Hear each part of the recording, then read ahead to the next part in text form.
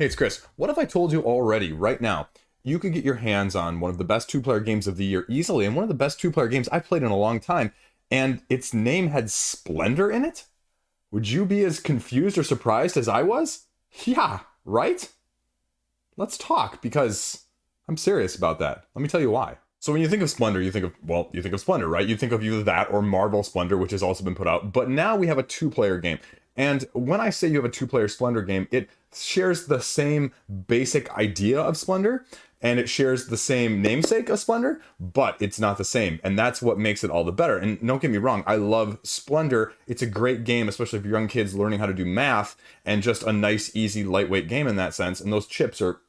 But if you want something a little bit deeper, a little bit heavier, but not something too overly heavy, especially with a two-player game that works well and that has balance and that has a few things going on, but not too much overall, this two-player version of things, as you can see out the board I've got set out right here of everything you need to see, let me tell you exactly why this game works. And the same basic concept goes, right? You have chips, and only in this case they're going to be in a bag, and you're drawing them from a bag. And I love bag building, bag drawing, deck building, deck drawing. I love those elements of things. But let me tell you why this works. It's because you only have enough chips here to draw and to fill this board up as you go.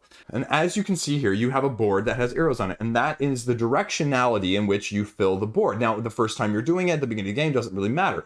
But as you subsequently progress in the game, that is really going to make a big key difference, and we'll talk about that. So now we take a look again. You can see that I've got the board filled up. You can see that not only do we have similar colors, but you have a few other different colors here as well. So the game premise is relatively simple. It's a little bit straightforward, but it's got a few nuances as well. You're just trying to score points, but you can do it in several different ways this time, a la sort of the expansion to Splendor, which tried to do that and tried to mix it up, but didn't do a very good job, in my opinion. You have 3 win conditions that you can see on this card right here. 20 points overall, 10 crowns, or 10 points of one color. Already, so that difference you can see. And then you have similar colors as well as a few different ones. And you have the gold as well, which function a very similar purpose as the previous game. You can reserve and take a gold chip. Now, this is where the main difference is, and this is the clever, unique system and why you have these chips on a board, is that on your turn, instead of just taking any chips of your choice, 3 or 2, you have the choice of taking 1, 2, or 3 chips, but it's going to be off of this board in either a horizontal, a vertical, or a diagonal direction. And the thing is, if you run into a gold one, it stops you. So I can't take gold, white, blue. I can't take green, yellow. Nope, can't take the gold there. Those are going to get in the way. I'm blocking me. The 2 other unique conditions are if you take 3 of a kind for these 3 blacks, for example, or if I take the 2 pearls, which are also one of the new resources, then the other person gets a privilege, a scroll token, essentially, if you will. These scroll tokens are going to be going back and forth. There are going to be a couple different ways you can get them, that being one. And these are going to basically just allow you to play them as a bonus action at the beginning of your turn to take 1 chip anywhere off the board except for a gold one. Simple and straightforward, goes back to the center. You're going to be utilizing that back and forth. The other way that you get one of these privilege tokens is as you are taking chips off the board here. So I take these 3 as this person's turn, these 3 as this person's turn, these 3 as this person's turn, green, the pearl, and the blue one here. And you start to see that there are some big gaps here. And let's say we've spent a couple of these. And there you go. Okay, so I put some of these back in the bag, they get spent, and now as the other bonus option at the beginning of my turn, I can take all the chips out of the bag and place them back down here. And this is where the ordering of these little arrows matters. Start in the center, that blank spot, then we go around to this one, then we go around to this one, then we go around here, and then the next one will be here, and here. And then you can see it gets filled in again, but then there's also some gaps that are going to be left, and that's the dynamic that you're creating on a turn-by-turn basis. Now, obviously, we still have the same card selection here, the 1s, the 2s, and the 3s, each worth higher levels of points. They didn't have such a high increase in the points at the top level so that you could make that the key strategy in the original Splendor, so it's a nice variation there. But you also have 2 other slight things going on here. You have cards that are wild here that essentially can be variables. You can just put them in any color slot, and that's really nice as well. Also on all of these cards, there's a little purple icon that's below all the scoring values, if there is one, for example. And there are about 4 different things or 5 different things that you can do on those. You can take another turn. That's massive. You can steal another person's gem. You can take one of these scrolls, or you can take a free token from the board if it matches the color of the card that you just drafted. So for like this example, it's a white one, so I could take a white free one if there's on the board. Now, if there's not any on the board, that's a whole nother issue. Can't take it. Okay, relatively straightforward. The last element on the cards, you see these crowns. Well, that goes back to the 10 crown scoring as well. And so as you get those crowns, not only do you just want to not ignore them if that's not what you're going for, because you also have the equivalent of the nobles in this game. And these are going to be offering you bonuses, those same ones that I mentioned essentially, to limited extent, but you get them when you either have 3 crowns or 6 crowns. And so potentially you could get 2 of them each game, even if that's not your end game scoring condition. And again, you get an extra turn, you get to steal a gem, or you get to get a privilege, or you just get the one right here that's just 3 points, period.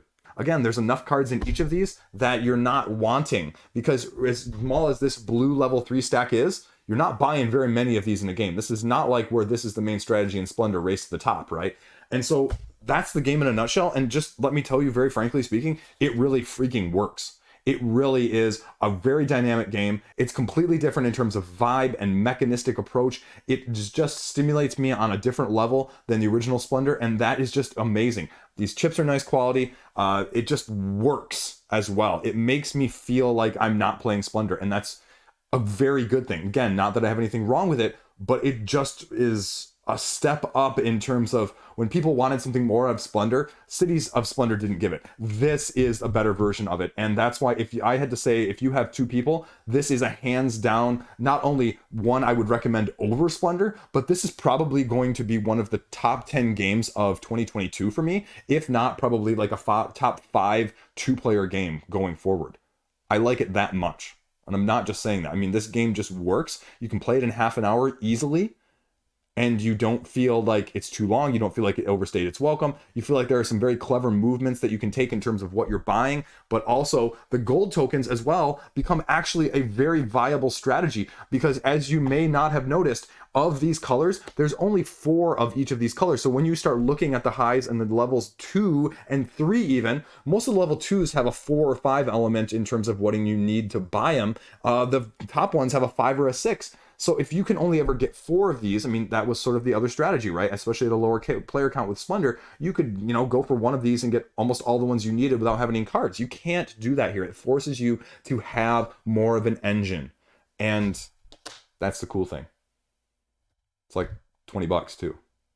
So without a doubt, if you're looking at all on the 2-player side of things, this should be an absolute heavy look, if not a must buy. And I don't say that about many games, but I am completely enamored with this since we've been able to play it, and it just works so well and so much better than I ever thought. So there you go, Splendor Duel. Who'd have thought? If you had told me a game named Splendor was going to be coming out this year and it's going to be a top 10 game of 2022 for me, would have laughed at you at the beginning of the year, but it's that good, folks. If you like 2-player games, you need to check this one out. There you go. Short and sweet. Stay classy. See you around.